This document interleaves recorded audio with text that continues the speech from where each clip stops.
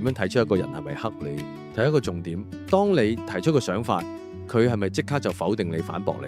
就算你講得啱，佢都條件反射咁去質疑、踩低，甚至出現攻擊。呢個就係黑你嘅明顯指照。而真正旺你嘅人呢，就算你個諗法有問題，佢都會耐心同你分析邊度好，邊度唔好。如果方向啱，佢更加會落力支持，同你一齊將件事搞掂。記住，無論揀拍檔、交朋友、定動合作夥伴，都要留意呢一點。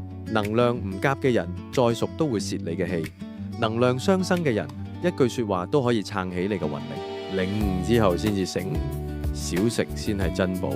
依家夏天，除非做極重體力，基本上唔食晚飯；冬天都食得少，食得早，成日常常保持輕微肚餓感。神奇係身體唔單止冇變差，反而越來越好。瞓得香，精神集中，中氣十足，小病小煩惱。用自己親身經歷話你知，食得少等於活得耐，活得耐先至真正食得多。